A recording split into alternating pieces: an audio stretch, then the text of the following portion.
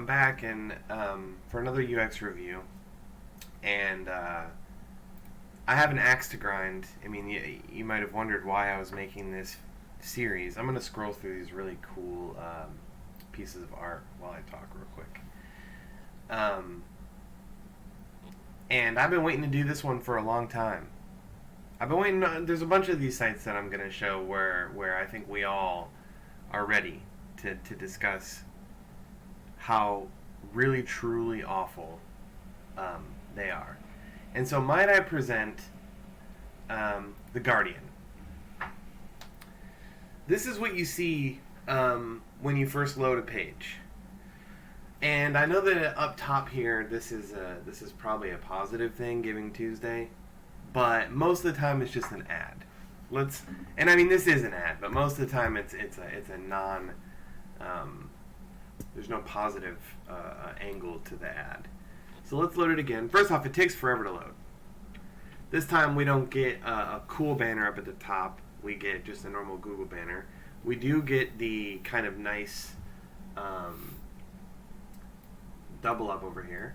You know, we get two of the same company running an ad at the same time. That's nice. But when you combine this top banner, this side banner, and then this privacy pop up at the bottom, when you first load The Guardian, you do not get any content. You just get ads. Let's try it one more time. Because there have been some pretty bad ones. Okay, we're gonna get the Google one this time. Notice again how it just chooses these different sizes for these different spots. I kind of hate this. It's kind of I really wish that they would just stick to the right size so that the website would be consistent.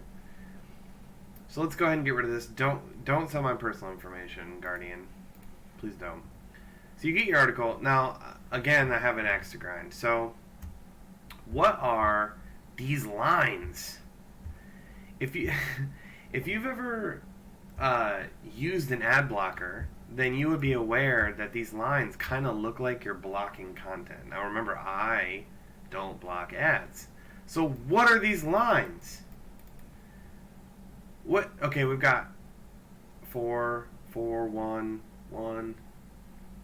This I hate. I hate these lines, and they're not the only news site to do this, but it's pretty bad. It's arbitrary. Ugh, it's so boring. So, I do like this article. Sign up for 4-day work week, no loss of pay. But again, so already at the very beginning we were barraged with ads.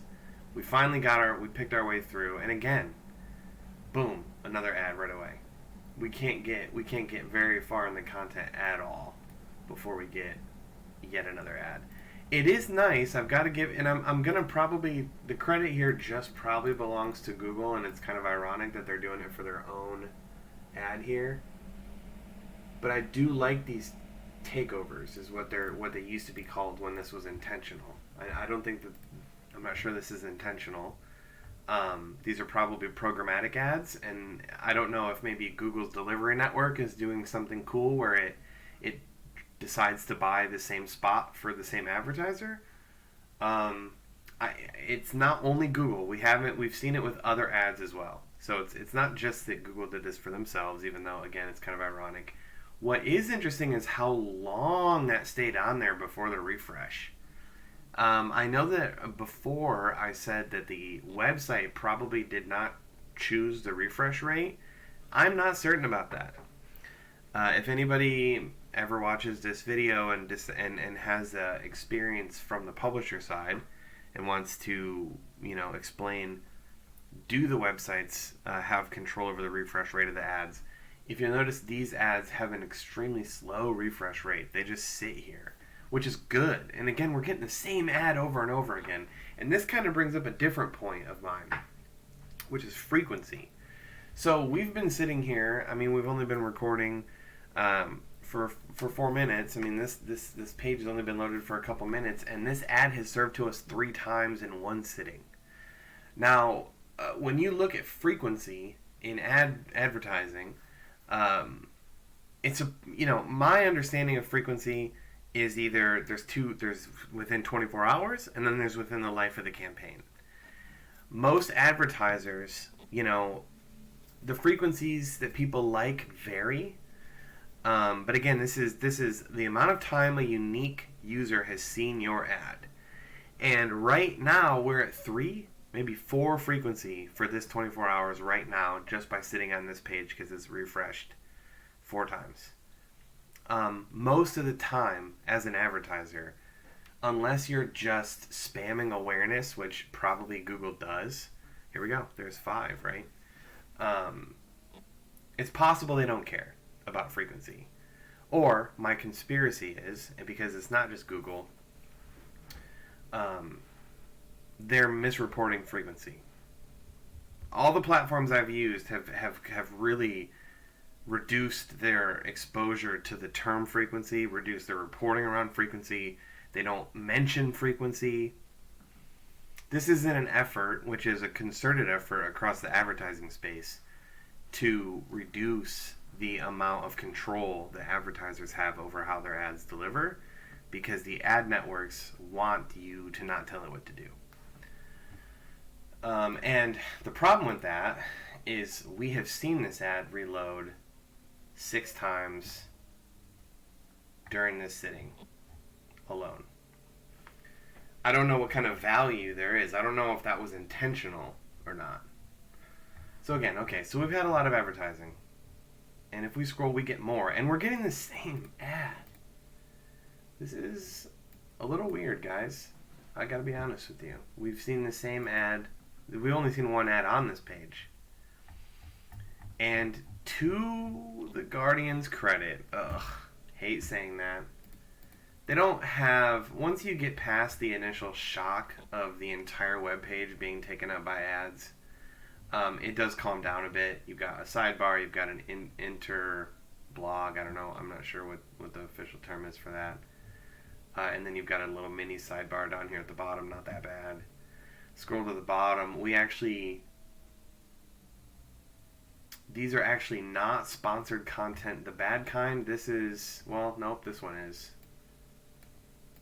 I'm not sure if this is an ad or not. I think this might be paid content. This might be some type of official Guardian internal advertising situation. Which advert text, adverts row. They're British, so they call it an advert. That's hilarious. Oh no, Google ActiveView? Well, maybe that doesn't mean it's an iframe. Good. Well, I don't know. I mean, the developers at Guardian probably know how to pass variables through iframes, so I don't know. It's probably not that big of a deal. But when you're a developer, when you're a marketer and developer at kind of the level that I deal with a lot, iframes just create a whole bunch of problems. Google ActiveView container. You're not gonna really be able to see this here. Data Google.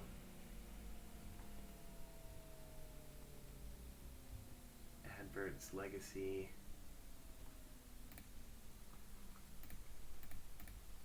It's hard for me to believe that this would be programmatic. I don't think it is.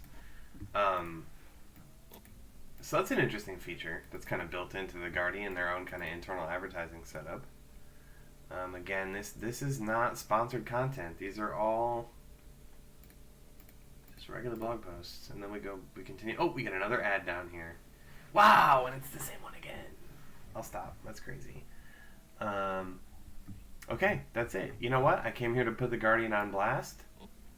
But I think the only thing that really frustrated me was the very intro to the website. And honestly, not that mad about the rest of it. I hate to say it. So for, what was this? We were doing a UX rating and then an ads rating, right? So this is where I'm going to get my payback. So I'm going to give it a 3 for UX. Because I absolutely hate the design of this website. I hate most of what they do. But for ads, I'm going to give it a 7. I think. I don't know. I kind of feel like the fact that this Google stuff just kept going over and over again is a little bit of an issue. But on the other hand, it's probably not their fault. So a 3, a terrible 3 for UX, and a 7 for ads. Congratulations, Guardian. You did it.